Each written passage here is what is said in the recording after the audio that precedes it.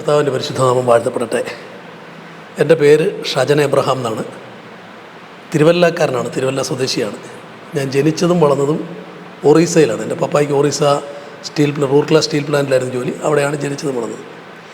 ക്രിസ്തുയേശുവിലേക്കുള്ള എൻ്റെ യാത്ര കർത്താവ് ഒരുക്കിയത് പല വിധത്തിലുള്ള മുഖാന്തരങ്ങളെ കൊണ്ടാണ്. അതിൽ ഓർമ്മയിൽ എടുത്തു പറയാൻ കഴിയുന്ന പ്രധാനപ്പെട്ട അനുഭവങ്ങൾ, എനിക്ക് ഏകദേശം 3 വയസ്സുള്ള സമയത്ത് എൻ്റെ ശബ്ദം കംപ്ലീറ്റ് അടഞ്ഞു പോയിട്ട് ഞാൻ ഉറക്കെ സംസാരിക്കുമ്പോൾ കോഴിക്കുഞ്ഞുങ്ങൾ സംസാരിക്കുന്ന ഒരു സ്വരമാണ് വന്നുകൊണ്ടിരുന്നത്. അത് സ്കൂളുകളിൽ പലപ്പോഴും കുട്ടികൾ സഹപാഠികൾ കളിയാക്കുകയും ഒക്കെ ചെയ്യുന്ന അന്തരീക്ഷം ഉണ്ടായിട്ടുണ്ട്. അധ്യാപകർ ചോദ്യം ചോദിക്കുമ്പം ഉത്തരം അറിയാമെങ്കിൽ പോലും മിണ്ടാതെ നിന്ന് തല്ലു മേടിക്കും, കാരണം കുട്ടികളുടെ പരിഹാസം സഹിക്കാൻ വയ്യാഞ്ഞിട്ട്. അപ്പം അങ്ങനത്തെ ഒരു അനുഭവം എൻ്റെ ഓർമ്മയിലുണ്ട്. ആ ഒരവസ്ഥ രൂക്ഷമായിക്കൊണ്ടിരുന്ന സമയത്ത് ശബ്ദം ഏതാണ്ട് അടഞ്ഞു പോകും എന്ന് പറയുന്ന ഒരു അവസ്ഥയിലേക്ക് വന്ന സമയത്ത് മാതാപിതാക്കൾ അവിടെയുള്ള വിദഗ്ധന്മാരായിട്ടുള്ള ഡോക്ടർമാരെ കണ്ടിരുന്നു, സംസാരിച്ചു. അപ്പോൾ ഡോക്ടർമാർ പറഞ്ഞ നിർദ്ദേശം, എൻ്റെ തൊണ്ടയ്ക്ക് എന്തോ ചെറിയ മുഴ പോലെ എന്തോ സംഭവം വരികയാണ്, അപ്പോൾ അത് ഓപ്പറേഷൻ ചെയ്യണം. ഓപ്പറേഷൻ ചെയ്താലും ഉറപ്പൊന്നും പറയാൻ പറ്റില്ല, പക്ഷേ ഓപ്പറേഷൻ ചെയ്തില്ലെങ്കിൽ പാടെ ഊമനായി പോകും എന്നുള്ള ഒരു നിർദ്ദേശമാണ്. അപ്പോൾ അതൊക്കെ കേട്ടിട്ട് എൻ്റെ എൻ്റെ ഗ്രാൻഡ് ഫാദർ 3 നേരവും പ്രാർത്ഥിക്കുന്ന ഒരു മനുഷ്യനാണ്. ഞാൻ ഒരു വ്യക്തി 3 നേരവും രാവിലെ ഉച്ചയ്ക്കും വൈകിട്ടും പ്രാർത്ഥിക്കുന്ന ഒരാളെ ഞാൻ എൻ്റെ ജീവിതത്തിൽ കണ്ടിട്ടുള്ള എൻ്റെ വല്യപ്പച്ചനെ. അപ്പച്ചൻ ഇതനുസരിച്ച് എൻ്റെ പപ്പായോട് നിർദ്ദേശിച്ച് നാട്ടിൽ കൊണ്ടുവരാൻ പറഞ്ഞു. അങ്ങനെ നാട്ടിൽ ഞങ്ങൾ വന്നു. അങ്ങനെ അപ്പച്ചൻ ഓപ്പറേഷൻ ചെയ്യണമെന്ന് പറഞ്ഞ സമയത്ത് അപ്പച്ചൻ അത് ഓപ്പറേഷൻ ചെയ്യാൻ അപ്പച്ചൻ സമ്മതിച്ചില്ല. അന്നത്തെ കാലത്തെ പ്രായമുള്ളവർക്ക് ഓപ്പറേഷൻ എന്നൊക്കെ പറഞ്ഞ് വലിയ പേടിയാണ്. അന്ന് അപ്പച്ചൻ എന്നെ വിളിച്ചെടുത്തിട്ട് പറഞ്ഞു, മോനെ നീ മദ്ബഹ പള്ളി, ഞങ്ങൾ യാക്കോബായ ജ്ഞാനായ സമുദായത്തിൽ നിന്ന് ജനിച്ചു വളർന്നവനെ. അപ്പം എന്നോട് അപ്പച്ചൻ പറഞ്ഞ നിർദ്ദേശം, പള്ളിയിലെ മദ്ബഹായിക്കകത്ത് ശുശ്രൂഷയ്ക്ക് കയറണം. മദ്ബഹയിലെ ശുശ്രൂഷയ്ക്ക് കയറിയാൽ ദൈവം നിന്നെ സഹായിക്കും. മോശയെ ദൈവം നടത്തിയ വിധങ്ങളും അങ്ങനെ കുറേ കാര്യങ്ങൾ, കഥകളൊക്കെ പറഞ്ഞപ്പോൾ എനിക്ക് വലിയ താല്പര്യം തോന്നി. ഞാൻ ആദ്യമായിട്ട് ബൈബിൾ കഥകളൊക്കെ എൻ്റെ ഓർമ്മയിൽ ആദ്യമായിട്ട് കേട്ടത് അപ്പച്ചൻ പറഞ്ഞ കഥകളൊക്കെയാണ്. അപ്പം അങ്ങനെ ഞാൻ പള്ളിയിലെ മദ്ബഹായിൽ ഏകദേശം എനിക്ക് തോന്നുന്നു 6ാം ക്ലാസ്സിലായ സമയത്താണെന്നു ഞങ്ങൾ നാട്ടിൽ വന്ന് സ്ഥിരതാമസമാക്കി. മദ്ബഹായിലെ ശുശ്രൂഷയ്ക്ക് കയറി. മദ്ബഹായിലെ ശുശ്രൂഷക്കാരനായിട്ട് കുപ്പായം ഇട്ട് പള്ളിയിലെ മദ്ബഹായിക്കകത്ത് 6ാം ക്ലാസ്സിൽ പഠിക്കുന്ന സമയത്ത് ശുശ്രൂഷയ്ക്ക് കയറി. അധികം താമസിയാതെ എൻ്റെ ശബ്ദം നല്ല ശബ്ദമായി മാറി. എൻ്റെ ഈ പ്രയാസങ്ങളെല്ലാം പൂർണ്ണമായിട്ട് മാറി. അത് ഞങ്ങളുടെ വീട്ടിലൊരു വലിയ സന്തോഷമായിരുന്നു. എല്ലാവർക്കും കർത്താവിനോട് കുറച്ചുകൂടെ അടുക്കാനും കുറച്ചുകൂടെ ഭക്തിയിലേക്ക് വരാനും ഒക്കെ സഹായിച്ചു. അങ്ങനെ ഞാൻ പള്ളിയിലെ മദ്ബഹായിൽ വെളുപ്പിനെ തന്നെ പച്ചവെള്ളം പോലും കുടിക്കാതെ വെളുപ്പിനെ പള്ളിയിൽ പോവുക, മദ്ബഹായിൽ കയറുക, പുരോഹിതൻ്റെ കൂടെ ശുശ്രൂഷകളിൽ പങ്കെടുക്കുക. അങ്ങനെ ഒരു ആത്മീയ അന്തരീക്ഷം എൻ്റെ ഉള്ളിൽ തന്നെ എനിക്കൊരാഗ്രഹം തോന്നിയിട്ട് അങ്ങനെ ഞാൻ കുറച്ച് മുന്നോട്ട് പോരുന്നു. അങ്ങനെ ഏകദേശം ഒരു 8ാം ക്ലാസ് ഒക്കെ പഠിക്കുന്ന സമയമായപ്പോഴത്തേക്ക് എനിക്ക് പള്ളിയിൽ ഒരച്ഛനാകണമെന്നുള്ള ഒരു മോഹമായി. എനിക്ക് പള്ളിയിലെ ശുശ്രൂഷകളിൽ ഏറ്റവും താല്പര്യമുള്ള സമയമെന്ന് പറയുന്നത് അച്ഛൻ്റെ പ്രസംഗങ്ങളാണ്.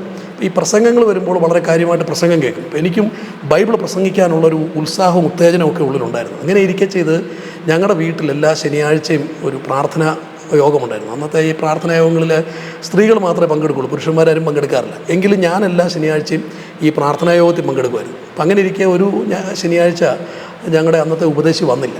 ഉപദേശി വരാതെ വന്നപ്പോൾ അന്നുണ്ടായിരുന്ന 2-3 അമ്മച്ചിമാർ പറഞ്ഞിടാ, ഇപ്പോൾ കൂട്ടത്തിൽ ആണായിട്ട് നീയേ ഉള്ളൂ, നീ എഴുന്നേറ്റ് പ്രസംഗിക്കാൻ പറഞ്ഞു. അവർ വളരെ തമാശയായിട്ടാണ് പറഞ്ഞത്, പക്ഷേ ഞാനത് വളരെ സീരിയസ് ആയിട്ടാണ് അതിനെ കണ്ടത്. ഞാൻ ഉള്ളിൽ കുറേ നാളുകളായിട്ട് ആഗ്രഹിക്കുന്നൊരു വിഷയമായിരുന്നു എനിക്ക് എഴുന്നേറ്റ് യേശു അപ്പച്ചനെ പ്രസംഗിക്കണം. അപ്പോൾ ഞാൻ ഈ അമ്മച്ചിമാരോട് പറഞ്ഞു, നിങ്ങൾ എന്നൊരു കാര്യം ചെയ്യും, നിങ്ങൾ പ്രാർത്ഥിക്കുക, ഞാൻ പ്രസംഗിക്കാമെന്ന് പറഞ്ഞു. അങ്ങനെ ഇവരെനിക്ക് വേണ്ടി ഇരുന്ന് പ്രാർത്ഥിച്ചു, ഒരു പാട്ടൊക്കെ പാടിയിരുന്ന് പ്രാർത്ഥിച്ചു. ഞാൻ ശകലനേരം പ്രാർത്ഥിച്ചിട്ട് ബൈബിൾ തുറന്നു ഒരു വാക്യം പ്രസംഗിക്കാൻ വേണ്ടിയിട്ട് എടുത്തു. ആ വാക്യം ഇന്നും എൻ്റെ ഓർമ്മയിലുണ്ട്. ഞാൻ എടുത്ത വാക്യം ഗലാത്യർക്ക് എഴുതിയ ലേഖനം 3-ാം അധ്യായം 1-ാം വാക്യമാണ്. ആ ബുദ്ധിയില്ലാത്ത ഗലാത്യരെ, യേശു ക്രിസ്തുവിനെ നിങ്ങളുടെ കണ്ണിന് മുമ്പിൽ വരച്ച് കിട്ടിയിട്ടും നിങ്ങളെ ക്ഷുദ്രം ചെയ്ത് മയക്കിയതാർ എന്നൊക്കെ ചോദിച്ചുള്ള പൗലോസിൻ്റെ വാക്കുകൾ. അന്ന് എഴുന്നേറ്റ് നിന്ന് അന്നത്തെ അറിവിൽ എന്തൊക്കെയോ പറഞ്ഞു. പക്ഷേ അത് അമ്മച്ചിമാർക്ക് വലിയ സന്തോഷമായി. എൻ്റെ പ്രസംഗത്തിൻ്റെ മികവല്ല, മറിച്ച് ആ പ്രായത്തിൽ ഞാനത് അത്രയും പറഞ്ഞതാണ് അവരെ സന്തോഷിപ്പിച്ചത്. അവർ ഞങ്ങളുടെ പള്ളിയിലെ അച്ഛനോട് പറഞ്ഞു, ഇവന് നല്ലൊരു പ്രാസംഗികനാണ്, ഇവനെ പ്രോത്സാഹിപ്പിക്കണം, ഇവനിങ്ങനെ പ്രസംഗിച്ചു എന്നൊക്കെ പറഞ്ഞു. അപ്പോൾ അച്ഛനും വലിയ സന്തോഷമായി. അതിൻ്റെ അടുത്ത ചൊവ്വാഴ്ച പള്ളിയിൽ യോഗമുണ്ട്. അപ്പോൾ അച്ഛൻ എന്നോട് നേരത്തെ പറഞ്ഞു, നീ അടുത്ത ചൊവ്വാഴ്ച വരുമ്പോൾ ഒരു 5 മിനിറ്റ് പ്രസംഗിക്കാൻ തയ്യാറായിട്ട് വരണമെന്ന് പറഞ്ഞു. എനിക്ക് ഭയങ്കര ആവേശമായി, സന്തോഷമായി. ഞാനതനുസരിച്ച് പോയി പ്രസംഗിച്ചു. തുടർന്ന് അങ്ങോട്ട് പള്ളികളിലെ പല മീറ്റിങ്ങുകളിലും എന്നെ പ്രസംഗിക്കാൻ വിളിക്കാൻ തുടങ്ങി. എനിക്കും ഭയങ്കര സന്തോഷമായി. അങ്ങനെ കുറച്ച് കഴിഞ്ഞ് ഞങ്ങളുടെ ചുറ്റുവട്ടത്തുള്ള മറ്റു പള്ളികൾ, ആ പള്ളിയുമായിട്ട് ബന്ധപ്പെട്ട് നിൽക്കുന്ന മറ്റ് യാക്കോബായ പള്ളികളിലൊക്കെ അവിടുത്തെ ആളുകളൊക്കെ അവരുടെ വീടുകളിലെ മീറ്റിങ്ങുകളിലൊക്കെ എന്നെ വിളിക്കും. എൻ്റെ മമ്മി എന്നെ കൂട്ടിക്കൊണ്ട് ഈ മീറ്റിങ്ങുകളിൽ പോകുമായിരുന്നു. അവരൊക്കെ വിളിക്കുന്നത് 8ാം ക്ലാസ്സിൽ പഠിക്കുന്ന ഒരു മോൻ ദൈവവചനം പ്രസംഗിക്കുന്നു, അത് അവരുടെ മക്കളെ കൂടി കാണിക്കാൻ വേണ്ടി വിളിച്ചുകൊണ്ട് പോയത്. പക്ഷേ എനിക്ക് എൻ്റെ ജീവിതത്തിൽ ദൈവം ചെയ്ത ക്രമീകരണം, ഈ പ്രസംഗത്തിൻ്റെ ധാരാളം പ്രസംഗത്തിന് അവസരങ്ങൾ കിട്ടാൻ തുടങ്ങിയപ്പോൾ ബൈബിൾ കൂടുതൽ വായിക്കേണ്ടി വന്നു. ബൈബിൾ കൂടുതൽ വായിച്ചെങ്കിലും പ്രസംഗിക്കാൻ അടുത്ത് തയ്യാറാകണ്ടേ. അതിന് ഞാൻ തന്നെ സ്വന്തമായ ഒരു പരിശീലനം, അങ്ങനെ പരിശീലിക്കുമ്പോൾ എന്നെ ഏറെ സഹായിച്ചത് ഈ പെന്തക്കോസ്തുകാരുടെ ട്രാക്റ്റുകളാണ്. പെന്തക്കോസ്ത് ട്രാക്റ്റുകൾ കൈ കിട്ടുമ്പോൾ അതിനകത്ത് ഈ വാക്യങ്ങൾ കണക്ട് ചെയ്ത് കിടക്കുന്നുണ്ട്. എനിക്കൊരു വിഷയം പ്രസംഗിക്കാനുള്ള വിഷയം കണ്ടെത്താൻ എളുപ്പമായി. പക്ഷേ അതെൻ്റെ ജീവിതത്തിൽ ദൈവം പരിശീലിപ്പിച്ചൊരു കാര്യമായിരുന്നു. ദൈവം അറിഞ്ഞുകൊണ്ട് തന്നെ ആ വഴിയിലൂടെ നടത്തിയതാണെന്ന് എനിക്ക് പിന്നീടാണ് മനസ്സിലായത്. കാരണം ഞാനിങ്ങനെ ഈ വാക്യങ്ങളൊക്കെ പരിശോധിച്ച് പലതും പഠിച്ചും ഒക്കെ വരുമ്പം ചില വാക്യങ്ങൾ എനിക്ക് ആശയക്കുഴപ്പമുണ്ടാക്കി. ഈ ആശയക്കുഴപ്പങ്ങൾ ഉണ്ടാക്കിയ വാക്യങ്ങൾ മനസ്സിൽ കിടക്കുക. ഞാനൊരു ദിവസം നേരെ സ്കൂളിൽ പഠിക്കുമ്പോഴാണെങ്കിലും സംശയങ്ങളുണ്ടെങ്കിൽ അധ്യാപകരോട് ചോദിക്കും, ആരോടും ചോദിക്കും. ചിലപ്പം എൻ്റെ സംശയം വിഡ്ഢിതരമായിരിക്കും, എന്നാലും ചോദിക്കും. അപ്പോൾ അതിനൊരു കഴിവ് ദൈവം ചെറുപ്രായം പോലെ തന്നിട്ടുണ്ട്. ചോദിക്കുന്ന ചോദ്യം ശരിയാണോ തെറ്റാണോ എന്ന് പോലും നോക്കുകയില്ല, മനസ്സിൽ സംശയം വന്ന് ചോദിക്കുന്ന ഒരു രീതി ഉണ്ടായിരുന്നു. അപ്പോൾ അങ്ങനെ ഞാൻ ഞങ്ങളുടെ അച്ഛൻ്റെ വീട്ടിൽ ചെന്നു, പള്ളിയിൽ അച്ഛൻ്റെ അടുക്ക് ചെന്നിട്ട് അച്ഛാ എനിക്ക് കുറച്ച് സംശയങ്ങളുണ്ട്, എന്താണ് അതിൻ്റെ സംശയം? അത് ബൈബിളിലെ കുറച്ച് കാര്യങ്ങളാണ്, എന്നാൽ കേൾക്കട്ടെ. അത് ഞാൻ ബൈബിളിലെ കുറേ സംശയങ്ങൾ ചോദിച്ചു. അതിൽ ഒന്ന് രണ്ട് സംശയമെന്ന് പറയുന്നത്, ഞാൻ അച്ഛനോട് ചോദിച്ചു, അച്ഛാ ഈ പുരുഷൻ തൻ്റെ തലയിൽ മൂടുപടമിട്ട് പ്രാർത്ഥിക്കുകയോ പ്രവചിക്കുകയോ ചെയ്യുമ്പോൾ തലയാകുന്ന ക്രിസ്തുവിനെ നിന്ദിക്കുന്നു എന്ന് എഴുതിയിട്ടുണ്ടല്ലോ. അച്ഛനത് കണ്ടിട്ടില്ല അങ്ങനെ ഒരു വാക്യം. അതിവിടെ എഴുതിയിരിക്കുന്നത്, ഞാൻ വാക്യം എടുത്ത് കാണിച്ചപ്പോഴാണ് അച്ഛത് കാണുന്നത്. അപ്പോൾ അങ്ങനെയാണെങ്കിൽ നമ്മുടെ തിരുമേനിമാരുടെയും അച്ഛൻ്റെയും ഒക്കെ തലയിലിരിക്കുന്ന ഈ മൂടുപടവും തൊപ്പിയും ഒക്കെ വചനവിരുദ്ധമല്ലേ, ഇത് മൂടുപടമല്ലേ എന്ന് ചോദിച്ചപ്പോൾ അച്ഛനായ ഉത്തരം മുട്ടി. പിന്നീട് സമാനമായ വേറെ ഒന്ന് രണ്ട് ചോദ്യങ്ങളും കൂടി ചോദിച്ചു. ക്രിസ്തുവിൻ്റെ ആത്മാവ് ഉള്ളിടത്ത് എല്ലാവർക്കും സ്വാതന്ത്ര്യമുണ്ട്, അങ്ങനെയാണെങ്കിൽ മദ്ബഹ എന്ന് പറയുന്നിടത്താണ് ക്രിസ്തുവിൻ്റെ ആത്മാവ് ഇരിക്കുന്നത് നിങ്ങൾ പഠിപ്പിക്കുമ്പോൾ അവിടെ എന്തുകൊണ്ട് സ്ത്രീകൾക്ക് സ്വാതന്ത്ര്യമില്ല? എല്ലാവർക്കും സ്വാതന്ത്ര്യം ഉണ്ടെന്നാണല്ലോ. അവിടെ ആണും പെണ്ണും തമ്മിലൊരു വേർതിരിവ് കാണുന്നുണ്ടല്ലോ. അപ്പോൾ അങ്ങനെ കുറേ കാര്യങ്ങൾ ചോദിച്ചു കഴിഞ്ഞപ്പോൾ അച്ഛൻ ലാസ്റ്റിൽ എന്നോട് പറഞ്ഞൊരു വാക്ക്, മോനെ ബൈബിളിൽ അങ്ങനെ പലതും കാണും, നീ അതൊന്നും നോക്കണ്ട, അതിൽ മാനുഷികമായ പല ആശയങ്ങളും കയറിയിട്ടുണ്ട്, അത് നമുക്ക് കുഴച്ചിലുണ്ടാക്കും. അതുകൊണ്ട് നമ്മൾ വഴിതെറ്റാതിരിക്കാനാണ് നമ്മുടെ പിതാക്കന്മാർ നമുക്ക് പാമ്പാക്കട പുസ്തകവും ആരാധനക്രമവും ഒക്കെ തന്നിരിക്കുന്നത്. അപ്പോൾ അതിൽ നീ ഉറച്ച് തൽക്കാലം നിന്നാൽ മതി എന്ന് പറഞ്ഞു. അപ്പോൾ ഞാൻ പറഞ്ഞു, അങ്ങനെയാണെങ്കിൽ വെച്ചാൽ ബൈബിളിലെ സംശയം നീ ചോദിക്കുന്നില്ല, കാരണം ബൈബിളിൽ കുഴച്ചിലുകളുണ്ടെന്ന് അച്ഛൻ പറയുമ്പോൾ പിന്നെ അതിനകത്ത് സംശയം ചോദിച്ചിട്ട് കാര്യമില്ല. അങ്ങനെയാണ് പിതാക്കന്മാരുടെ പഠിപ്പീരുകൾക്കകത്തും എനിക്ക് സംശയമുണ്ട്. അതെന്തുവാ? ഇപ്പോൾ യാക്കോബ പള്ളിയിലെ പുരോഹിതന്മാർ കുർബാന മധ്യേ പറയുന്ന ചില കാര്യങ്ങളുണ്ട്. അത് ഞങ്ങളുടെ അച്ഛനും പറയും. ഞാനത് അച്ഛനോട് ചോദിച്ചു, അച്ഛാ പിതാവും പുത്രനും പരിശുദ്ധ റൂഹായും അല്ലാതെ പരിശുദ്ധനില്ല എന്ന് അച്ഛൻ പള്ളിയിൽ പറയാറുണ്ട്. കുർബാന മധ്യത്തിൽ പറയുന്ന കാര്യമാണ്. അതിൻ്റെ അർത്ഥം പിതാവും പുത്രനും പരിശുദ്ധാത്മാവും അല്ലാതെ പരിശുദ്ധനില്ല എന്നാണ്. പക്ഷേ 5 മിനിറ്റ് കഴിയുമ്പോൾ അച്ഛൻ തന്നെ പറയുന്നു, പരിശുദ്ധ പരിമല തിരുമേനിയുടെ നാമത്തിലുള്ള മധ്യസ്ഥ പ്രാർത്ഥനയാ, മെഴുകുതിരി കത്തിച്ച് എല്ലാവരും നിൽക്കണമെന്ന്. അപ്പം മുമ്പേ പറഞ്ഞ ഈ 3 പേരല്ലാതെ പരിശുദ്ധരില്ലെന്നാണ്. അപ്പോൾ ഇപ്പോൾ പറയുന്നത് പരിമല തിരുമേനി പരിശുദ്ധനാണെന്ന്. അപ്പം ഒന്നുകിൽ ആദ്യം പറഞ്ഞത് ശരി, അല്ലെ ഇപ്പോൾ പറയുന്നത് ശരി. അങ്ങനെയാണെങ്കിൽ എവിടെയെങ്കിലും ഒരിടത്ത് തെറ്റ് വരുന്നില്ലേ? അച്ഛൻ പിന്നെയും കുഴഞ്ഞു. അപ്പോൾ ഇങ്ങനെ ഒരു 2-3 ചോദ്യം കൂടി അച്ഛനോട് ചോദിച്ചു കഴിഞ്ഞപ്പോൾ ലാസ്റ്റിൽ അച്ഛൻ എന്നോട് പറഞ്ഞ മറുപടി, മോനെ നിൻ്റെ സംശയം തീർത്തരാനൊന്നും എന്നെക്കൊണ്ട് പറ്റത്തില്ല, നീ ദൈവത്തോട് ചോദിക്കാൻ പറഞ്ഞു. അവസാനം ഞാൻ തിരിച്ചു പോരുന്നു, പക്ഷേ വലിയ നിരാശയോടെ തിരിച്ചു പോരുന്നത്. കാരണം എൻ്റെ ചോദ്യങ്ങൾക്കൊന്നും കൃത്യമായൊരു ഉത്തരം കിട്ടിയില്ല. ആ യാത്ര എന്നെ പിന്നെ നയിച്ചത് ഈ വേദപുസ്തകം താഴ്ത്തി വെച്ച് മദ്ബായിലുള്ള കയറ്റവും അവസാനിപ്പിച്ച് ആത്മീയതയെ തന്നെ അകന്നു പോകുന്ന ഒരു അന്തരീക്ഷത്തിലേക്കാണ് എന്നെ നടത്തിയത്. ഈ സമയത്ത് എനിക്ക് സ്കൂളിൽ പഠിക്കുന്ന എൻ്റെ കൂട്ടുകാരുണ്ട്, അവർ SFIയുടെ പ്രവർത്തകരായിരുന്നു. അവർ കുറേ പുസ്തകങ്ങളൊക്കെ കൊണ്ടുതരുമായിരുന്നു. പതിയെ ഞാൻ ഒരു കമ്മ്യൂണിസ്റ്റ് ചിന്താഗതികളിലേക്ക് നീങ്ങാൻ തുടങ്ങി. ആ യാത്രയിലൂടെ ഞാൻ പൊയ്ക്കൊണ്ടിരുന്നത് ഒരു നിരീശ്വരവാദത്തിലേക്കാണ്, യുക്തിവാദത്തിലേക്കാണ്. ദൈവം എന്ന് പറയുന്നത് ഒരു സാങ്കല്പിക സംഭവമാണ്. വാസ്തവത്തിൽ ഒരു ദൈവമുണ്ടെങ്കിൽ അത് അധ്വാനിക്കുന്ന തൊഴിലാളി വർഗ്ഗമാണ്. ഈ സമൂഹത്തിലെ മനുഷ്യൻ്റെ നിലനിൽപ്പിന് സഹായകരമാകുന്ന ആരോ അതാണ് ദൈവം. അങ്ങനെയാണെങ്കിൽ ഇവിടുത്തെ കർഷക തൊഴിലാളികളെയാണ് നിങ്ങൾ പൂജിക്കേണ്ടത്. അവൻ പാടത്ത് പണിയെടുക്കുന്നതുകൊണ്ടാണ് ഈ പ്രപഞ്ചം ഇങ്ങനെ പോകുന്നത് എന്നൊക്കെയുള്ള ചില തത്വജ്ഞാനങ്ങളിലൊക്കെ പെട്ടിട്ട് ഞാൻ ശരിക്കും ദൈവം ഇല്ല എന്ന ചിന്താഗതിയിൽ തന്നെ മുന്നോട്ട് ഓടാൻ തുടങ്ങി. അങ്ങനെ പള്ളിയിലെ മദ്ബായിലെ ശുശ്രൂഷകൾ അവസാനിപ്പിച്ചു. ആത്മീയ മേഖലകളിൽ നിന്നെല്ലാം മാറി എൻ്റെ കോളേജ് പഠിത്തമൊക്കെ അങ്ങനെ മുന്നോട്ട് പോയി. അങ്ങനെ കുറേ നാളുകൾ വടക്കേന്ത്യയിൽ പോയി. ഞാൻ ക്ലാസ് മേടിച്ച് SLC ഒക്കെ ജയിച്ച ആളാണ്. കുറച്ച് നാൾ ട്യൂട്ടോറിയൽ കോളേജ് പഠിപ്പിക്കുകയോ ചെയ്തിട്ടുണ്ട്. പക്ഷേ പിന്നീട് പല കാര്യങ്ങളും എൻ്റെ പല ഉപജീവന വഴികളുമൊക്കെ പലയിടത്തും അടയും പല പ്രശ്നങ്ങളും വീടുകളിലുണ്ടായി. അങ്ങനെ വടക്കേന്ത്യയിൽ പോയി കുറച്ച് നാൾ, അവിടെയും പല സ്ഥലങ്ങളിൽ കറങ്ങി. ഹിന്ദി അറിയാവുന്നതുകൊണ്ട് ജനിച്ച കാലം മുതൽ വടക്കേന്ത്യയിലൊക്കെ ആയിരുന്നുകൊണ്ട് ആ ഒരു അറ്റാച്ച്മെൻ്റ് കൊണ്ട് വടക്കേന്ത്യയിലെല്ലാം കറങ്ങി തിരിച്ച് നാട്ടിൽ വന്ന് കല്യാണം കഴിച്ചിട്ട് എൻ്റെ മകന് 3 വയസ്സുള്ള സമയത്ത് ഞങ്ങളുടെ വീട്ടിൽ കുറച്ച് പ്രശ്നങ്ങളൊക്കെ ഉണ്ടായി. ഈ ഉണ്ടായ സമയമായ ഞാനും എൻ്റെ വൈഫും എൻ്റെ കുഞ്ഞും കൂടെ ഞങ്ങൾ വേറെ താമസിക്കുന്ന സാഹചര്യം ഉണ്ടായി. ഈ സമയത്ത് എൻ്റെ കുഞ്ഞിന് തീപ്പൊള്ള് കരപ്പൻ എന്ന് പറഞ്ഞൊരു കരപ്പൻ അത് വന്ന് രൂക്ഷമായ സമയത്ത് എൻ്റെ ഭാര്യ എൻ്റെ കുഞ്ഞിനെയും കൊണ്ട് ഞങ്ങൾ ഒരുപാട് ഓടി. കുഞ്ഞിനെ ഒരുപാട് ട്രീറ്റ് ചെയ്ത്, കാലങ്ങളോളം ട്രീറ്റ് ചെയ്ത് അവസാനം ഈ ട്രീറ്റ് ചെയ്ത ഡോക്ടർ തന്നെ പറഞ്ഞു, ഇനി നിങ്ങൾ പ്രതീക്ഷയ്ക്ക് വകയില്ല, ദൈവം വല്ലതും ചെയ്തെങ്കിലേ ഒക്കെ ഉള്ളൂ, നിങ്ങൾ ദൈവത്തോട് പ്രാർത്ഥിക്കുക എന്ന് പറഞ്ഞ് ആ ഡോക്ടർ കൈയൊഴിയുന്ന ഒരവസ്ഥയായി. കുഞ്ഞിൻ്റെ അന്ന് അവന് 3 വയസ്സാണ്. കുഞ്ഞിൻ്റെ 2 കക്ഷവും നാവിയും പൊട്ടി പൊള്ളി കുടുന്ന് പൊട്ടി അളിയുന്ന പോലുള്ള അവസ്ഥകൾ വന്നിട്ട് അങ്ങ് രൂക്ഷമായി. ഈ സമയത്ത് എൻ്റെ വൈഫിൻ്റെ വീടിൻ്റെ അയൽവാസികളായിട്ടുള്ള കുറച്ച് അമ്മച്ചിമാരുണ്ട്. ഈ അമ്മച്ചിമാർ പറയുമായിരുന്നു, മോനെ ഇത് തീപ്പൊള്ളു കരപ്പനാണ്, എല്ലാ കരപ്പൻ പോലെയല്ല, ഇതൊരു പ്രത്യേകതര കരപ്പനാണ്, ഈ കരപ്പൻ വന്ന കുഞ്ഞുങ്ങളെ ഇന്നുവരെ കിട്ടി ഞങ്ങൾ കണ്ടിട്ടില്ല എന്ന് പറഞ്ഞു. അപ്പോൾ ഈ കുഞ്ഞിലുള്ളൊരു പ്രതീക്ഷ നമുക്ക് പതിയെ നഷ്ടപ്പെടാൻ തുടങ്ങി. അപ്പോൾ അങ്ങനെ ഇരിക്കെ ചെയ്ത് എനിക്കാണ്, എൻ്റെ മോൻ വളരെ സ്മാർട്ടായിരുന്നു, 3 വയസ്സുണ്ടെങ്കിലും വളരെ മിടുക്കനായിരുന്നു. അപ്പോൾ കുഞ്ഞിങ്ങനെ പോകും, വീട്ടിൽ പപ്പായും മമ്മിയുമായിട്ടൊക്കെ പല കാരണങ്ങളാൽ പിണങ്ങി നിൽക്കുന്നു, ഒരു ജ്യേഷ്ഠനുണ്ട്, ഒരു അനുജത്തിയുണ്ട്, അവരൊക്കെ ആയിട്ട് ഇങ്ങനെ മാനസികമായിട്ട് അകന്ന് നിൽക്കുന്നു. ഞാൻ ആകെപ്പാടെ ഒറ്റപ്പെട്ടു പോയൊരവസ്ഥ. ഈ സമയത്ത് ഞാൻ അവിടുത്തെ CPMൻ്റെ പ്രവർത്തകനായി, അവിടുത്തെ പാർട്ടി ബ്രാഞ്ച് സെക്രട്ടറി ആയിരുന്നു. DYFയുടെ അവിടുത്തെ പഞ്ചായത്ത് യൂണിറ്റ് സെക്രട്ടറി, CPMൻ്റെ ബ്രാഞ്ച് സെക്രട്ടറി, ഈ നിലയിലൊക്കെ പ്രവർത്തിച്ചു വരുന്നു. സമൂഹത്തിൽ ഒരുപാട് കാര്യങ്ങൾ ചെയ്ത് നാട്ടുകാർക്ക് വേണ്ടിയിട്ട് ഓടി നടക്കുന്ന ഒരു അവസ്ഥ എൻ്റെ ജീവിതത്തിലുണ്ടായിരുന്നു. അതിലാണ് ഏറ്റവും ആനന്ദം കണ്ടെത്തിക്കൊണ്ടിരുന്നത്. അതിൻ്റെ ഇടയ്ക്കാണ് കുഞ്ഞിന് ഈ ഒരു പ്രയാസം വരുന്നത്. ഇങ്ങനെ കുഞ്ഞിനെ ഞാൻ എൻ്റെ വൈഫിൻ്റെ വീട്ടിൽ, കുഞ്ഞിനുമായിട്ട് വൈഫ് അവളുടെ വീട്ടിലിരിക്കുക. ആ സമയത്ത് ഞാൻ അവിടെ ചെന്ന് കുഞ്ഞിനെ കണ്ടു. തീരെ വയ്യ, സ്പൂണിലിങ്ങനെ വെള്ളം തൊട്ട് കൊടുക്കുന്ന അവസ്ഥയിൽ കിടക്കുകയാണ് കുഞ്ഞ്. ഞാൻ എൻ്റെ അമ്മായിയമ്മ എന്നോട് പറഞ്ഞു, മോനെ നീ ഇന്ന് വീട്ടിൽ പോകണ്ട, കുഞ്ഞ് നേരം വെളുപ്പിക്കുമെന്ന് തോന്നുന്നില്ല എന്ന്. ഞാൻ കുറച്ച് നേരം ഇരുന്നിട്ട് എനിക്കങ്ങ് ആകെപ്പാടെ മനസ്സിന് അസ്വസ്ഥ തോന്നി. കാരണം എല്ലാ മേഖലയിലും ഒറ്റപ്പെട്ട് സാമ്പത്തികമായിട്ടും തകർന്ന് കുഞ്ഞിൻ്റെ ഒരു അവസ്ഥ ഇത്. അങ്ങനെ വല്ലാത്തൊരു മാനസികാന്തരീക്ഷത്തിലിരിക്കുമ്പം എനിക്ക് വളരെ ബുദ്ധിമുട്ട് തോന്നിയിട്ട് ഞാൻ തിരിച്ച് നാട്ടിൽ എൻ്റെ വീട്ടിലേക്ക് തന്നെ മടങ്ങിപ്പോയിരുന്നു. വീട്ടിലേക്ക് മടങ്ങി ഞാൻ വീട്ടിൽ വന്നിങ്ങനെ ഇരിക്കുന്ന സമയത്ത് എൻ്റെ ഒരു സ്നേഹിതൻ, ഹിന്ദുവാണ്, അദ്ദേഹം എന്നെ കാണാനായിട്ട് ഞാൻ വീട്ടിലുണ്ടെന്ന് പറഞ്ഞ് അവിടെ വന്നു. ഞങ്ങളുടെ കൂടെ പാർട്ടി പ്രവർത്തിക്കുന്ന നമ്മുടെ ഒരു സഖാവാണ്. അപ്പോൾ അദ്ദേഹം വന്നിട്ട് കുഞ്ഞിൻ്റെ ക്ഷേമം അന്വേഷിച്ചു. അപ്പോൾ ഞാൻ പറയുക, കുഞ്ഞ് നേരം വെളുപ്പിക്കുമെന്ന് തോന്നുന്നില്ല, ആ അവസ്ഥയിലാണ് കിടക്കുന്നത്, ഏത് സമയത്തും കുഞ്ഞ് പോകും, അതുകൊണ്ട് ഞാൻ എങ്ങും പോകാതെ വീട്ടിൽ തന്നെ ഇരിക്കുകയാണെന്ന്. അപ്പോൾ ഇദ്ദേഹം കുറച്ചു നേരം കേട്ടിട്ട് എന്നോട് പറഞ്ഞ മറുപടി, എടാ നിനക്കാരോ കൂടോത്രം ചെയ്തിട്ടുണ്ട്, അതുകൊണ്ടാണ് നീ ഇതൊക്കെ അനുഭവിക്കേണ്ടി വരുന്നത്. നാട്ടുകാർക്കെല്ലാം നീ സമ്മതനാണ്, പക്ഷേ നിൻ്റെ എല്ലാ മേഖലകളും തടയുന്നതും നീ ഒറ്റപ്പെട്ടു പോകുന്നതും ഇന്ന് നീ ആയിരിക്കുന്ന ഈ സ്ഥിതിയും നിനക്കാരോ കാര്യമായിട്ട് ക്ഷുദ്രം ചെയ്താൽ. എനിക്ക് ചിരിയും ദേഷ്യവും എല്ലാം വന്നു. ഞാനിവനോടൊരു നീയാന്നോടാ ഒരു കമ്മ്യൂണിസ്റ്റുകാരൻ, എന്താടാ ക്ഷുദ്രപ്രയോഗം എന്ന് പറഞ്ഞാൽ എന്നൊക്കെ പറഞ്ഞ് ഞാൻ ഇവനെ പരിഹസിക്കാനും കളിയാക്കാൻ തുടങ്ങി. അപ്പം അങ്ങനെ ഞങ്ങൾ തമ്മിൽ കുറേ സംസാരിച്ചപ്പോൾ ഇദ്ദേഹം പറഞ്ഞൊരു മറുപടി, കളിയാക്കുമൊന്നും വേണ്ട, ഇതുള്ളതാണ്. ഇദ്ദേഹത്തിൻ്റെ കുടുംബത്തിൽ ഇങ്ങനെയുള്ള പല അനുഭവങ്ങളൊക്കെ ഇദ്ദേഹം സാക്ഷ്യപ്പെടുത്താൻ തുടങ്ങി. ഞാൻ പെട്ടെന്ന് പറയാം. അങ്ങനെ കുറേ നേരം കേട്ട് കഴിഞ്ഞപ്പോൾ ഞാൻ ഇദ്ദേഹത്തോട് പറഞ്ഞു, അങ്ങനെയാണെങ്കിൽ അതെന്താണ് ആ ക്ഷുദ്രശക്തി പ്രവർത്തനങ്ങളെന്നൊക്കെ ചോദിച്ചപ്പോൾ അദ്ദേഹം പറഞ്ഞൊരു മറുപടി, ചില ദേവീദേവന്മാരുടെയൊക്കെ പേര് പറഞ്ഞിട്ടാണ് പറഞ്ഞത്. അവരുടെ അടുക്ക ചെന്നിട്ട് നിൻ്റെ നാളും പേരും ഒക്കെ പറഞ്ഞ് ഒരു അർച്ചനയൊക്കെ നടത്തിയ പൈസയൊക്കെ കൊടുത്തു കഴിഞ്ഞാൽ ആ ആൾ നിനക്ക് വന്ന് ദോഷം ചെയ്യും.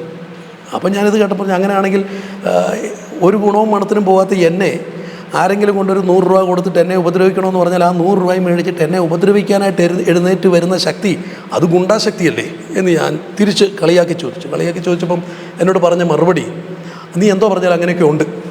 അപ്പോൾ ഞാൻ അവനോടൊക്കെ പറഞ്ഞു, അങ്ങനെയാണെങ്കിൽ ഇതിനെതിരെ ഒരു നല്ല ശക്തി കാണുമല്ലോ, ആ നല്ല ശക്തി ആയിരിക്കുമല്ലോ എല്ലാവരും ദൈവമെന്ന് വിളിക്കുന്നത്. എന്തോ ഇദ്ദേഹത്തോട് സംസാരിക്കുമ്പം ചെറുപ്രായത്തിൽ ബൈബിൾ ഒരുപാട് വായിക്കുകയും പ്രസംഗിക്കുകയും ഒക്കെ ചെയ്തിരുന്ന സമയത്ത് ഞാൻ അനുഭവിച്ച ആ ഒരു മാനസിക നിലയിലേക്ക് പതിയെ മടങ്ങി വരികയായിരുന്നു. ആ ബൈബിളിൽ അന്ന് പ്രസംഗിച്ച അല്ലെങ്കിൽ അന്ന് ചിന്തിച്ചിട്ടുള്ള പല വാക്യങ്ങൾ എൻ്റെ ഉള്ളിലേക്ക് വരാൻ തുടങ്ങി. അപ്പോൾ ഞാൻ പറഞ്ഞു, അങ്ങനെയാണെങ്കിൽ ഞാൻ ദൈവത്തെ വിളിച്ചാൽ പോരെ. അപ്പോൾ പെട്ടെന്ന് ഇവൻ എന്നോട് പറഞ്ഞ മറുപടി, ദൈവമുണ്ട്, പക്ഷേ ദൈവം എല്ലാ സമയത്തും പ്രവർത്തിക്കത്തില്ല. ദൈവത്തിന് പ്രവർത്തിക്കണമെങ്കിൽ ചില നാഴിക, ചില വിനാഴിക, ഇങ്ങനെയൊക്കെ ഉണ്ട്. അപ്പോൾ ഞാൻ പറഞ്ഞു, അങ്ങനെയാണെങ്കിൽ വല്ലപ്പോഴും മാത്രമേ പ്രവർത്തിക്കത്തുള്ളെങ്കിൽ ആ ആളിനെ ദൈവത്തിൻ്റെ കസേരയിൽ ഇരുത്താൻ പറ്റുമോ? ദൈവം എന്ന് പറയുന്ന ഒരാളുണ്ടെങ്കിൽ എല്ലാ സമയവും പ്രവർത്തിക്കണ്ടേ? നിങ്ങളുടെ ഹിന്ദു പുരാണങ്ങളിൽ എങ്ങനെയാണ് പറയുന്നതെന്ന് എനിക്ക് അറിഞ്ഞുകൂടാ, പക്ഷേ ബൈബിളിൽ പറഞ്ഞിരിക്കുന്നൊരു കാര്യം എൻ്റെ ഓർമ്മയിലുണ്ട്, അത് ഞാൻ പറയാം എന്ന് പറഞ്ഞുകൊണ്ട് ഞാൻ ഇദ്ദേഹത്തോട് പറഞ്ഞു, ദൈവം ഉറങ്ങുന്നില്ല, ഉറക്കം തൂങ്ങുന്നില്ല എന്ന് എഴുതിയിരിക്കുന്നത്. അതായത് ദൈവം എല്ലാ സമയം പ്രവർത്തിക്കുമെന്നാണ്. ഏത് മനുഷ്യനും ഏത് സമയത്തും അടുത്ത് ചെല്ലാൻ സ്വാതന്ത്ര്യം തരുന്നവനാണ് ദൈവം എന്നുള്ള കുറേ കാര്യങ്ങൾ ഞാൻ ഇവൻ്റെ അടുക്ക പറഞ്ഞു. പെട്ടെന്ന് എൻ്റെ മനസ്സിൽ ഇവനോട് ഞാനിങ്ങനെ, അപ്പോൾ ഇവനോട് തർക്കിക്കുന്നത്, നീ ഇതൊക്കെ തർക്കിച്ചും ബാധിച്ച് നിൽക്കണ്ട, നീ ഒരു കാര്യം ചെയ്യും, ഇപ്പം എൻ്റെ കൂടെ വാ, അദ്ദേഹത്തിൻ്റെ ഒരു കൂട്ടുകാരനുണ്ട്, അവിടെ ചെല്ലാമെങ്കിൽ അയാൾ ഈ പ്രശ്നം വെച്ചിട്ട് പറയും ആരാണ് എനിക്ക് ദോഷം ചെയ്തതെന്ന്. അത് കേട്ടപ്പോൾ ഞാൻ ഇദ്ദേഹത്തോട് പറഞ്ഞു, അങ്ങനെയാണെങ്കിൽ ഒരു കാര്യം ചെയ്യും, ഇന്നൊരു ദിവസം ഞാൻ എങ്ങോട്ടും പോകുന്നില്ല, ആദ്യം ഞാൻ ദൈവത്തോടൊന്ന് സംസാരിക്കട്ടെ. ഇങ്ങനെ ഒരു ദൈവം ഉണ്ടെങ്കിൽ ആ ദൈവത്തെ എനിക്കൊന്ന് അറിയണം. ഞാൻ ഇത്രയും നാളും ദൈവത്തിൽ വിശ്വസിച്ച് കുറച്ച് നാൾ നടന്നു, പക്ഷേ പല ക്രമീകരണങ്ങളും എനിക്ക് യുക്തിപരമായി ചിന്തിച്ച് ബോധ്യപ്പെടാൻ കഴിയാത്തതുകൊണ്ടാണ് ഞാൻ അകന്നു പറയുന്നത്. ശരിക്കും ഒരു ദൈവം ഉണ്ടെങ്കിൽ ആ ദൈവത്തോട് തന്നെ ഞാൻ ആദ്യം ഒന്ന് സംസാരിക്കട്ടെ. ഇന്ന് രാത്രി ഞാൻ ദൈവത്തോട് സംസാരിക്കാം, എൻ്റെ കുഞ്ഞിനൊരു മാറ്റം ഉണ്ടെങ്കിൽ ഞാൻ ആ വഴി നോക്കട്ടെ, പറ്റുന്നില്ല എങ്കിൽ നാളെ നീ വിളിക്കുന്നിടത്ത് ഞാൻ വരാം. അങ്ങനെ ഞങ്ങൾ തമ്മിൽ വാക്കുറപ്പിക്കുകയാണ്. അപ്പോൾ ഇവനും ശരി, അങ്ങനെയാണെങ്കിൽ നാളെ സന്ധ്യയ്ക്ക് നമുക്ക് പോകാൻ തുടങ്ങി. അപ്പോൾ ഈ ഇറങ്ങാൻ നേരത്ത് ഞാൻ ഇവനോടൊരു കാര്യം പെട്ടെന്ന് എന്നെ ചോദിക്കാൻ പ്രേരിപ്പിച്ചൊരു ഘടകം, അങ്ങനെയാണെങ്കിൽ ഇന്ന് ഞാൻ ദൈവത്തോട് പറഞ്ഞിട്ട് എൻ്റെ കുഞ്ഞിന് സുഖപ്പെടുകയും ഒരു ദൈവത്തെ കണ്ടെത്താൻ എനിക്ക് കഴിയുകയും ചെയ്താൽ നീ എൻ്റെ കൂടെ നിൽക്കുമോ എന്ന് ചോദിച്ചു. അപ്പോൾ ഇവൻ ചോദിച്ചു, ഇല്ലെങ്കിൽ ഞാൻ അവൻ്റെ കൂടെ ചെല്ലുമോ എന്ന് ചോദിച്ചു. ഞാൻ പറഞ്ഞു, തീർച്ചയായിട്ടും ഇന്ന് ദൈവം പ്രവർത്തിക്കുന്നില്ലെങ്കിൽ നാളെ നീ വിളിക്കുന്നിടത്ത് ഞാൻ വരും, എനിക്ക് എൻ്റെ കുഞ്ഞ് രക്ഷപ്പെടണം. അല്ല, ദൈവം പ്രവർത്തിക്കുന്നുണ്ടെങ്കിൽ നീ എൻ്റെ കൂടെ നിൽക്കണം. അങ്ങനെ ഞങ്ങൾ തമ്മിൽ വാക്ക് പറഞ്ഞ് പിരിഞ്ഞു. ഇദ്ദേഹം പോയി കഴിഞ്ഞ് ഞാൻ വീട്ടിലിരുന്ന് ദൈവത്തോട് സംസാരിക്കാൻ തുടങ്ങി. ദൈവമേ, അവിടുന്ന് ആരാണ്? എനിക്ക് അറിഞ്ഞുകൂടാ. ഞാൻ ക്രിസ്ത്യാനിയുടെ കുടുംബത്തിൽ ജനിച്ചതുകൊണ്ട് യേശു ക്രിസ്തു ആ ദൈവം എന്ന് പറഞ്ഞ് നടക്കുന്നത് എനിക്ക് അറിഞ്ഞുകൂടാ. അങ്ങനെ കുറേ കാര്യങ്ങൾ സംസാരിച്ചു. ഞാൻ കയറി കട്ടിലിൽ കിടന്നു. ഒറ്റയ്ക്കേ ഉള്ളൂ. കിടക്കുമ്പോൾ എൻ്റെ ഹൃദയത്തിൽ ചില ചിന്തകൾ ഇങ്ങനെ വരികയാണ്.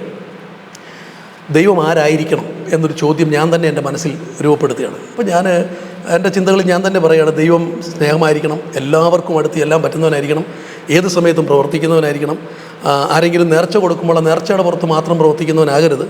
ഒരപ്പന് 4 മക്കളുണ്ടെങ്കിൽ 4 മക്കളും അപ്പൻ ഒരുപോലാണെങ്കിൽ മൂത്ത മകനോട് നീ ഇവിടെ വാ, രണ്ടാമത്തവനോട് നീ അവിടെ നിൽക്കുക, മൂന്നാമത്തവനോട് നീ അവിടെ നിൽക്കുക, നാലാമത്തത് പെണ്ണാണ്, നീ അവിടെ നിൽക്കാവൂ, ഇവിടെ വരരുത് എന്നൊക്കെ പറഞ്ഞ് ഒരപ്പനും തൻ്റെ മക്കളെ മാറ്റി നിർത്താറില്ല.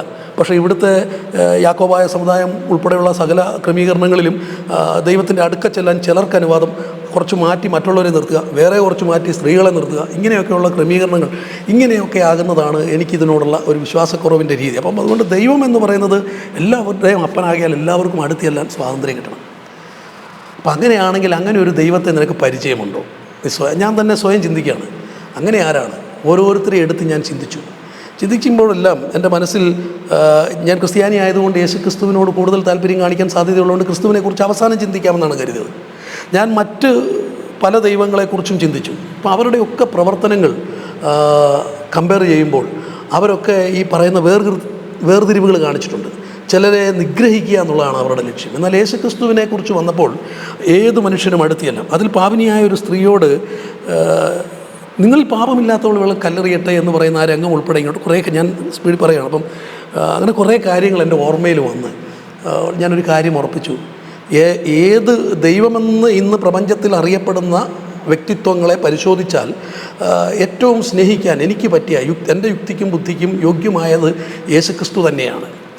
ആ ക്രിസ്തുവിനോടുള്ള ഒരു താല്പര്യം വർദ്ധിച്ചു. അതിനുശേഷം പിന്നീട് എൻ്റെ മനസ്സിൽ വന്നത് ദൈവം എന്ന വാക്കിൻ്റെ അർത്ഥം ദ്രവത്വമില്ലാത്തതെന്നാണ്. ദ്രവിച്ചു പോകാത്തതായിരിക്കണം ദൈവം. ദ്രവിച്ചു പോകുന്നതിനെ ദൈവം എന്ന് പറയാൻ പറ്റുമോ? അങ്ങനെയാണെങ്കിൽ പ്രപഞ്ചത്തിൽ മനുഷ്യൻ്റെ അറിവിൽ ചരിത്രത്തിൽ ദ്രവിച്ചു പോകാത്തതായിട്ട് എന്തെങ്കിലും ഒന്നുണ്ടെങ്കിൽ അത് യേശുക്രിസ്തു മാത്രമാണ്. യേശുക്രിസ്തുവിൻ്റെ കല്ലറ ഇന്നും ചരിത്രകാരന്മാർ പറഞ്ഞ് തുറന്നു കിടക്കുന്നു. യേശുക്രിസ്തു പക്ഷേ ഉണ്ടായിരുന്നു. ചരിത്രത്തെ AD എന്നും BC എന്നും തരംതിരിച്ച് നിർത്തുന്ന ഒരു വ്യക്തിത്വമായിട്ട് ക്രിസ്തുവിനെ ലോകം അംഗീകരിച്ചിരുന്നെങ്കിൽ ക്രിസ്തു ഒരു മിഥ്യയല്ല എന്നുറപ്പ്. അങ്ങനെ മിഥ്യ അല്ലെങ്കിൽ അതൊരു യാഥാർത്ഥ്യമാണ്. അങ്ങനെ യാഥാർത്ഥ്യമാണെങ്കിൽ ആ യേശു ക്രിസ്തുവിൻ്റെ ഡെഡ് ബോഡി അല്ലെങ്കിൽ DNA ഒക്കെ നമുക്ക് മണ്ണിൽ നിന്ന് സംസ്കരിച്ച് കിട്ടണമല്ലോ. അങ്ങനെ ഒരു സംഭവമില്ല. ക്രിസ്തു ഉയർത്തെഴുന്നേറ്റിരിക്കുന്നു. അങ്ങനെയാണെങ്കിൽ ദ്രവത്വം കാണാതെ ഉയർത്തെഴുന്നേറ്റവൻ യേശുക്രിസ്തു ആണെങ്കിൽ യേശുക്രിസ്തുവിനെ ദൈവമെന്ന് തന്നെ വിശ്വസിക്കേണ്ടതല്ലേ? എൻ്റെ ചിന്തകൾ ആ നിലയിലേക്കായി. ഞാനിങ്ങനെ അന്ന് രാത്രി കിടന്നുറങ്ങി. അപ്പോൾ ഞാൻ അന്ന് ഈ കിടക്കുന്ന സമയത്ത് വീണ്ടും അവസാനമായി പ്രാർത്ഥിച്ചത് എൻ്റെ ഓർമ്മയിൽ നിൽക്കുന്നു. വളരെ വർഷങ്ങളായൊരു സംഭവമാണ്. ഞാൻ ഓർമ്മയിൽ നിന്ന് പെറുക്കി പറയുകയാണ്. അവസാനമായിട്ട് ഞാൻ ഇങ്ങനെ പ്രാർത്ഥിച്ചു, ദൈവമേ അങ്ങനെയാണെങ്കിൽ എൻ്റെ പ്രാർത്ഥന കേൾക്കണം, എൻ്റെ കുഞ്ഞിന് നീ സൗഖ്യം തരണം. എൻ്റെ കുഞ്ഞിന് സൗഖ്യം തന്നിട്ടല്ലാതെ ഞാൻ എങ്ങനെയാണ് വിശ്വസിക്കുക? ഒരു ദൈവമുണ്ടെന്ന് എങ്ങനെ വിശ്വസിക്കാൻ പറ്റും? അപ്പോൾ എൻ്റെ കുഞ്ഞിന് നീ സൗഖ്യം തന്നാൽ ഞാൻ വിശ്വസിക്കാം. എൻ്റെ കുഞ്ഞിന് സൗഖ്യം കിട്ടുന്നില്ലെങ്കിൽ ഞാൻ ദൈവമില്ല എന്ന് ഉറപ്പിക്കും.